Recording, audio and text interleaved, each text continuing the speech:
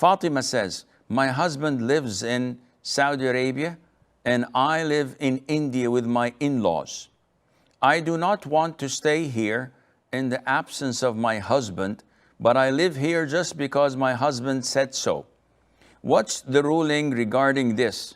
Can I go and stay at my parents' house without my husband's permission?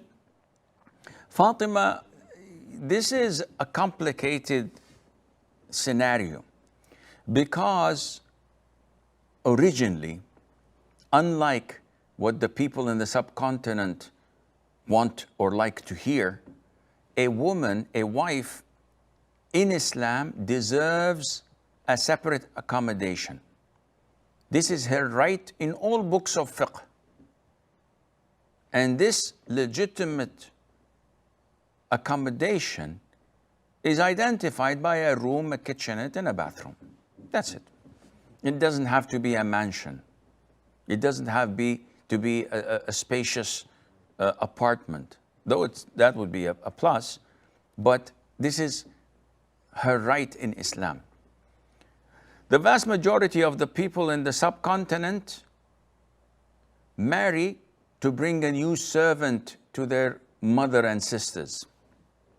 She's the one who cooks and cleans, and why would she do such a thing? She was living honorably in her parents' house.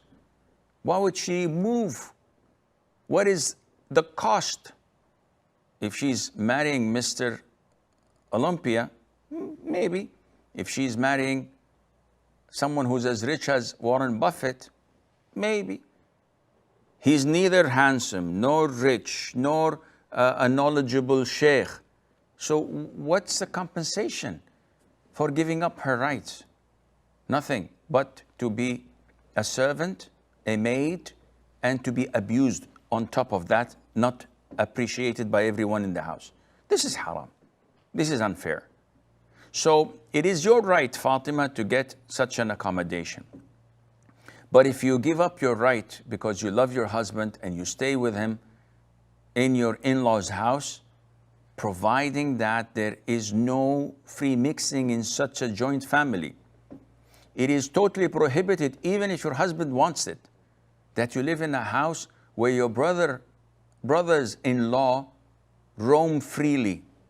And sometimes I get complaints, lots of times, of brothers-in-law barging in the bedroom of their sister-in-law without knocking, without asking, because this is their house. They don't respect their privacy. This is a serious issue. No man would accept this to happen to his wife. He can be a goat, he can be a sheep, he cannot be a man. So if this is the case, you're not allowed to live in such environment. This is haram environment to have such free mixing. Now, if your husband is out of the country, 6 months, maybe a year, working to earn money, why are you staying in your in-laws' house? The one who you are supposed to serve, who is your husband, is not there. And if there is non-mahrams coming in and out or living in the house, definitely you must not be there. You have all the right to go and live with your parents.